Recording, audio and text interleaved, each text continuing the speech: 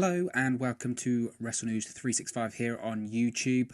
Today we're going to be talking a little bit about Elimination Chamber this Sunday night. Yes, of course, Elimination Chamber is actually happening. I wouldn't blame you if you didn't know it was happening or you didn't quite frankly care. I don't care that much that it's happening. At this point, it seems like beyond an afterthought, doesn't it? This whole event, this pay-per-view, it's just... I mean, I'm looking at the card now because we're going to do the preview and predictions here for the event tomorrow, but it's just... This all just feels very pointless, and I know WWE's counter-argument to this will be that, well, there's WrestleMania, ramifications here. We've got the main event that's going to decide the Raw Women's Championship match at WrestleMania 36 and all that kind of stuff, but who cares? Honestly, who cares? They've given us no reason to care. There is no World Championship at all being defended on this show. There is no Women's Championship being defended at all on this show. It's all secondary titles and tag team championships, and that's it. And that's just quite frankly not good enough from WWE. It's really not. If I was the fans that are going to be attending there tomorrow in Philadelphia, I would be fuming because they're not going to see a pay-per-view. They're really not. They're going to see a house show, a TV show. People are going to say about the Elimination Chamber matches, but even they aren't special because the gimmick pay-per-view, you're going to see them every year at this point with the Elimination Chamber pay-per-view. I don't like the new version of the Chamber with the mats on the outside. I prefer the older, more brutal one. And I know people say, well, this one's going to be safer for the competitors to work in and blah, blah, blah. And I do agree with that at that point, but... I don't know, the Elimination Chamber for me isn't what it was as the match concept. I think it's obviously been overdone. That's the pay-per-view's fault. But this card is just, it's like I said, it's not good enough. It really isn't good enough. And why so? That's because we had the Super Showdown show sandwiched in between the Royal Rumble and this pay-per-view. And people are going to say, well, that's WWE just wanting money. Of course it is. Of course it's wanting the money from the Saudi Arabian government. But it leads you to question why even put this Elimination Chamber pay-per-view on if they had that deal in place. This Super Showdown event obviously was added last minute. I believe it was added towards the end of last year, so possibly they couldn't cancel this show. But going forward, they should know. Okay, we're going to have a Saudi show in around the end of February, start of March. Let's just not bother to have a March pay-per-view because there's no build to it. It's a waste. I'm a bit concerned actually because it's in Philadelphia tomorrow, because it's such a smart crowd and such a loud crowd. What we're really looking at potentially here is a crowd that if the show's not good, and there's a very strong chance the show's not going to be good, they're going to get on the back of the competitors in the ring, regardless of if they deserve it or not. The Philadelphia crowd are going to let them know it. So I think this has the potential to be an absolute car crash event. Now, some of the matches on the card are fine, but there's no real main event here. It's just, like I said, it's an afterthought. There's no build. All the matches are relatively cold. And just there's no care from my point of view anyway. I don't know about you. Let me know in the comments below if you're interested or excited for this pay-per-view tomorrow. But it's not for me. It really isn't for me. So we're going to go through each and every match. Going to give you my prediction, a bit of a preview on every single one. Obviously, this isn't the exact order that the matches were going to happen in tomorrow. This is what I predict the order will be tomorrow. But we're going to start off with the Elimination Chamber match for the SmackDown Tag Team Championship. We have SmackDown Tag Team Champions The Miz and John Morrison defending against The New Day, which is Big E and Kofi Kingston, of course. The Usos, Heavy Machinery, Lucha House Party, and Dolph Ziggler and Robert Roode. Now, we found out last night on SmackDown that Dolph Ziggler and Robert Roode won a gauntlet match to enter the Chamber last. Heavy Machinery were superb in that match. Otis and Tucker did a phenomenal job. Otis is getting more and more over every single week at this point. The match itself should be fine. I think it will open the show because I think we'll have the Chamber match to main event the show. More on that in a bit. And all the teams should do a fine job. Obviously, the Lucha House Party are actually in there replacing the Revival. It was speculated that the Revival were going to be in there, but they've been taken off of TV at this point. They've been taken off of TV. They've been taken off the road because their contract expires at the end of the month, start of April, a little bit later for Dash Wilder. because he had an injury back in 2017, so they're adding some time onto his contract. But they're out the door. So if the Revival seem a bit shocking by their absence here, it's all intentional because they are out the door. It seems likely that they're going to be going to AEW. They might be going to New Japan, but they ain't staying in WWE and they ain't staying on SmackDown. So that's what goes to the Lucha House Party in this match. And spoiler here, the Lucha House Party aren't going to win either, I don't think. So in terms of how I think this match is going to go, I see The Miz and Morrison retaining, of course. I mean, they only won the championship, a week and a half ago or something like that. So I don't see them getting the titles off of them so quickly. In terms of the story that they're going to tell, I think we're going to have a face-off between Otis and Dolph Ziggler in this match. It seems inevitable at this point. I'll give credit where credit's due. I haven't been enjoying SmackDown at all recently. It's been boring. The stories have been nonsensical and just no logic at most points. But I've been enjoying the Otis and Mandy Rose and Dolph Ziggler storyline. If we want to touch on that quickly, obviously the question really is about who sent the text to Otis that Mandy Rose was running late. There's lots of conspiracies out there. It could be Tucker, his tag team partner, turning on him himself. It could be Sonya Deville. Obviously, there was rumours they were going to do a sort of Sonya in love with Mandy Rose storyline last year, which they never followed through on. So maybe this is them following through on it. And some people speculating it could be Dolph Ziggler that sent the text off of Mandy Rose's phone. I don't think so. I think that's too obvious. I think it's likely it's either Tucker or Sonya Deville. I'm going to maybe say it's Sonya Deville. But I don't see Heavy Machinery as a tag team in the long run. I think eventually we're going to be looking at Otis as a single star. He's the one that's getting over every single week on television. He's the one that's getting the big reactions. But I do like when they do tag team. Otis is great at getting the hot tag. So I think we're going to have a face-off, like I said, between Otis and Dolph Ziggler. I think we're going to have some high spots in there for Lucha House Party and the Usos as well. But I think the Miz and Morrison are going to retain here. And I'm going to go out on a limb and say that they're going to last eliminate... I'm going to say they're going to last eliminate the Usos, and then we're going to have an Usos versus Miz and Morrison feud going on to WrestleMania. We had the Usos pin the Miz and Morrison the other week on SmackDown, so I think maybe that's the direction that they're likely to be going in going forward. The next match is going to be Daniel Bryan going up against Drew Gulak. Now, this is a match I'm really looking forward to. I think, to be honest, maybe factor in the AJ Styles Black match later on in the show. This is the match that's actually drawing me to bother watching the show at all. This has been a really nice story they've been telling on SmackDown the last few weeks. Drew Gulak's been telling everyone that he knows the weaknesses to Daniel Bryan. He knows how to beat Daniel Bryan. He's been trying to teach people how to beat Daniel Bryan. We've seen Heath Slater, Drake Mavericks asked him, and some other people. And I'm really enjoying the fact that Drew Gulak's actually getting the opportunity to shine. He's a great worker. He was a great Cruiserweight champion when he was on 205 Live and on NXT as that sort of shooter style. He's not a high spot monkey or anything like that. He's a ground and pound shooter style wrestler, easy for me to say. And Daniel Bryan loves to make new stars. Daniel Bryan loves to work with people that he thinks should be elevated to the next level and should be have a better platform in WWE to work. We saw it last year. Daniel Bryan was one of the people that put over Buddy Murphy on SmackDown last year, and now look where Buddy Murphy is now. Or sorry, it's just Murphy, isn't it, at this point? There's no first name anymore. The first name curse strikes again. But I'm really looking forward to this match. It should be a great match. I hope it's given time. I really do. I hope they don't go a comedic route or anything like that with Drew Gulak. The only difficult thing, I suppose, is that Drew Gulak's done nothing on WWE TV for the longest time, so it feels almost a little bit awkward that he's in this feud with Daniel Bryan. But I think if this match is given time, I really do think it could be something special. And I'm going to go out on a bit of a limb here. I'm going to say that Drew Gulak gets a surprise victory here. The story being that if he's telling everyone what Daniel Bryan's weaknesses is or are, imagine the surprise when Drew Gulak does know what Daniel Bryan's weaknesses are and he actually gets the victory. I am more than happy for this to go on to WrestleMania. Now, some people are going to say, oh, Daniel Bryan should be doing something more at WrestleMania. If Daniel Bryan is doing something he's happy with, if Daniel Bryan's happy to elevate a star, I say go along and let him do it. You know, there's rumours that he could be facing Sheamus once again this year at WrestleMania. I'd rather see Daniel Bryan versus Drew Gulak than Daniel Bryan versus Sheamus again. I don't think there's any need for them to face each other ever again. I think this could be a show-stealing match. I think it will be a tremendous match as long as it's given time. So I'm going to go out on a limb here. I'm going to say Drew Gulak picks up the shocking victory over Daniel Bryan, and I really do hope that this feud continues. So next match, we're going to have the United States Championship on the line. We're going to have Andrade defending against Humberto Carrillo. Humberto Carrillo got the pinfall victory on Andrade Monday Night on Raw with the moonsault. And again, I'm going to go with a bit of a surprising one. I'm going to say Humberto Carrillo becomes the United States champion here.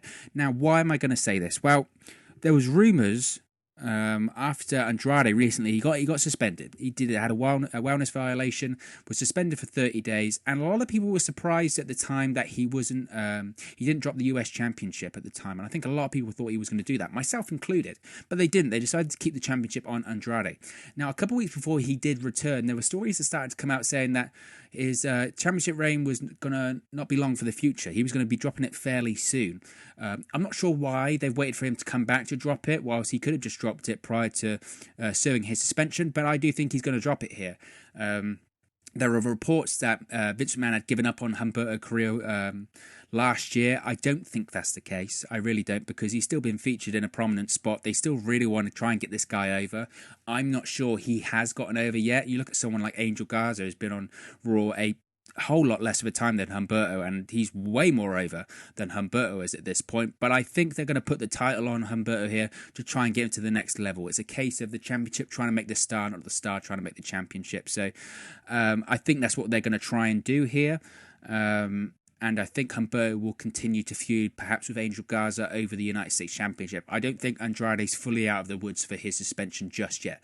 So I think Humberto will win here. I don't think the crowd's going to massively react, apart from having a title change. I don't think he's resonating with the crowd so at the moment, Humberto.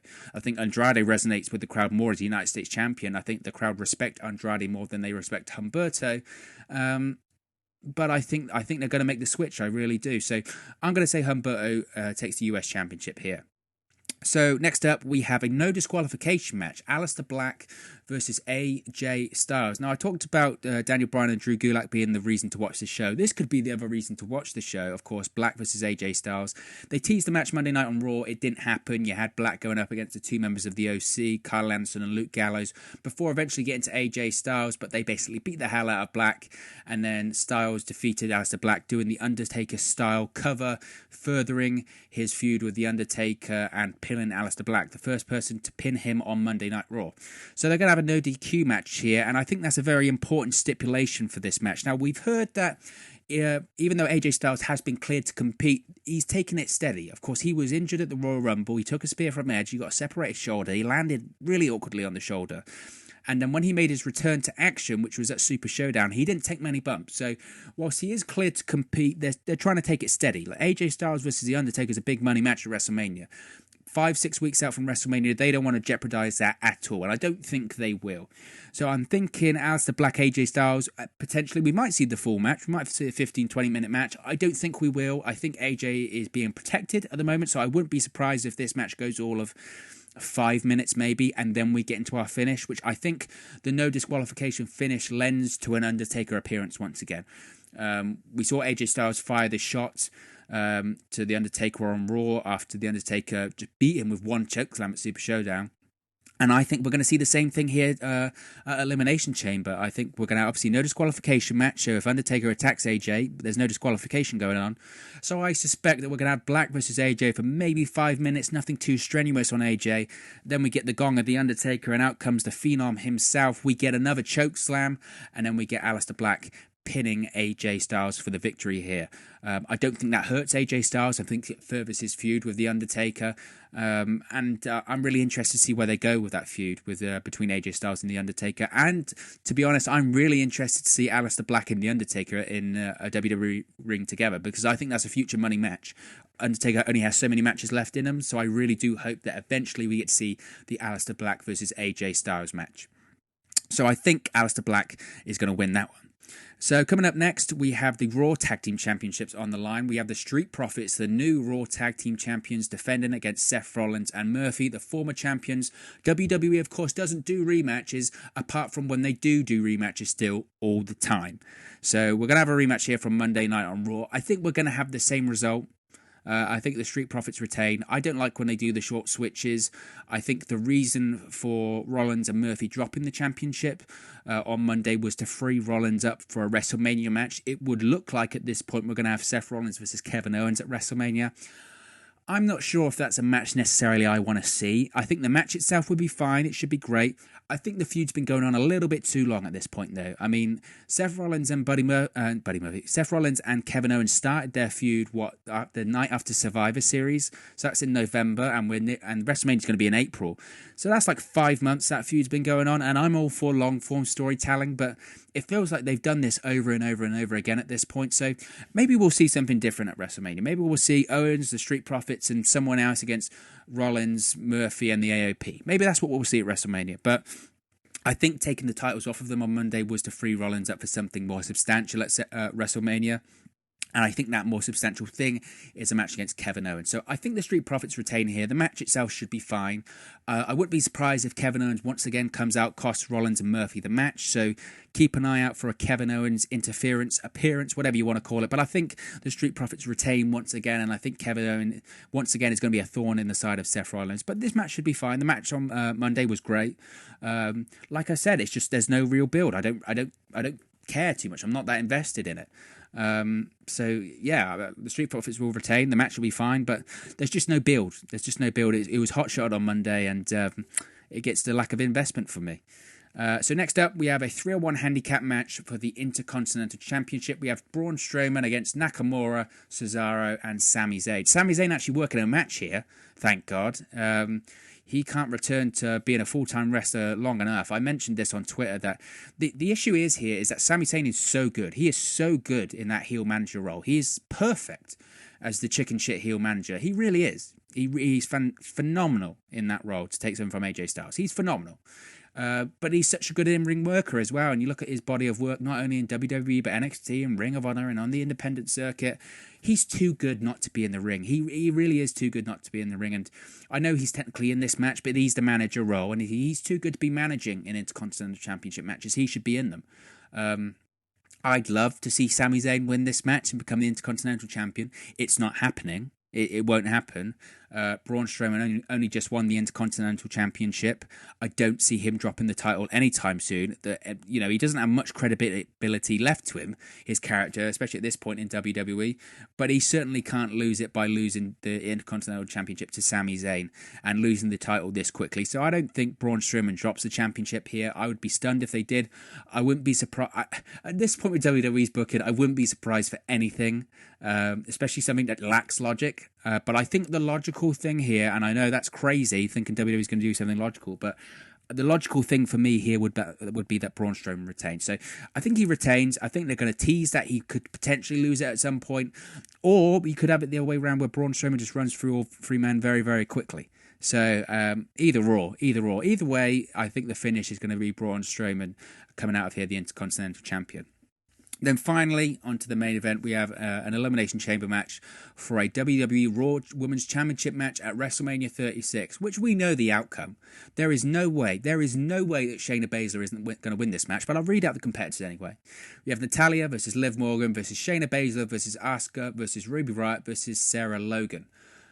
I'm concerned. I am concerned for this being the main event of the show. Not because I don't think women can main event or anything like that. I thought that the main event at WrestleMania was fine. When women have main event at pay-per-views, I think of Sasha Banks versus Charlotte Flair. That was perfectly fine in the main event of the show.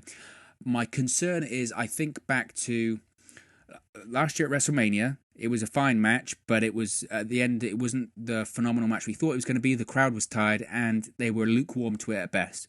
I think back to the Survivor Series main event where the same thing happened, and you have Bayley versus Shayna Baszler versus Becky Lynch, and the crowd just shit all over it. They really did not like that match. It was boring, it was dull, and it left you coming out of that pay-per-view again with a lukewarm feeling at best. And my concern is, I think the same thing could happen here. I think the crowd could be not tired. I just don't think they're going to see the match they're expecting to see. And this is a Philadelphia crowd. They could turn very, very quickly, and you're going to get a result that you're not happy with if you're WWE. So I think that's a real potential banana skin here. So WWE have to be really careful here. In terms of the outcome, like I said, it's obvious for me that Shayna Baszler is going to win. They're already essentially promoting the feud between Shayna Baszler and Becky Lynch. I think the only way that anything else could happen here is we've heard reports and rumours that Vince McMahon isn't completely sold on Shayna Baszler because of the reaction she got Monday in Brooklyn. I don't see them deviating from the plan, though. Yes, they deviated from the plan for Baszler to win the Royal Rumble. She was scheduled to win the Royal Rumble. Vince McMahon changed his mind last minute and had Charlotte Flair go over, but the plan was to always have Baszler versus Becky Lynch at WrestleMania. Vince McMahon can be quite stubborn, so I just don't see them changing this close, because who else could Becky Lynch face at WrestleMania out of this lineup? I think maybe Liv Morgan, but I don't think they're ready or they're considering to push her that hard so quickly. You could have Asuka again. I'm sure the match would be great, but Becky Lynch is, well, she beaten Asuka twice at this point, so where's the stakes that Asuka could beat her at WrestleMania? Maybe potentially you could have Asuka win and then it turns into a triple threat match. I don't think they're going to want to do that 2 years in a row. And Alexa Bliss and Nikki Cross called out Asuka and Kairi Sane on SmackDown, so they're going to be defending the tag titles at WrestleMania. We've heard potentially Natalya and Beth Phoenix could team up to face the Kabuki Warriors for the tag titles at WrestleMania. So once again, I don't see it. The logic here says that Shayna Baszler is going to win, and it seems relatively obvious. And again, my concern is I don't know if the match is going to be that great. I'm not sure if it's going to be good enough to be in a main event spot. It's going to be in a Philadelphia crowd with a finish that we're all going to see coming. So my concern is the crowd could shit all over it. Now, I do think the smarter fans are going to be fans of Shayna and they're going to cheer her on. So I think her reaction is going to be fine. And I think her reaction to winning should be fine. It's just the match itself, how long they give it. If it goes too long, if it doesn't have enough in it, the crowd could turn. And this has nothing to do with the women being in the main event at all. I really want to stress that. It has to do with a poor pay-per-view card being promoted, a card that no one cares about, and an event that no one cares about, because every major thing for WrestleMania is booked at this point, and the crowd knows it. Even the things that haven't been, completely official are going to be made official very, very soon. We know it's going to be Baszler versus Becky Lynch. We know Randy Orton versus Edge is going to happen, so that's not happening on this show. Anything of any substance just has already been booked or has already been hinted at. So there's nothing coming out of this show we don't know already, which just makes this event just redundant. It's just another show.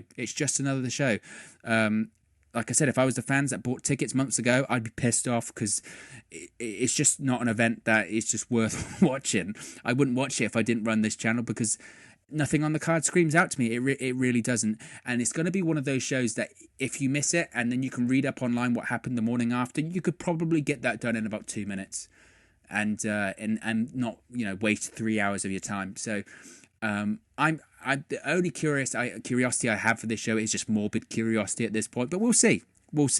It's not just about my opinion, of course. What do you think? Let me know in the comment section below. What matches you're looking forward to tomorrow? What would be your main event of the show? And how could they improve this show with the time that they have remaining? What are your predictions, of course, for the matches? Let me know in the comment section below. Be sure to subscribe, bottom right-hand corner. Don't forget to like and share this video also on social media. We're currently on 72 subscribers. We're aiming for 100. Let's get to 100 as soon as possible. Thank you very, very much, as always, for watching, streaming, or listening, or however you come across this video today. And I'm sure I'll speak for you very, very soon.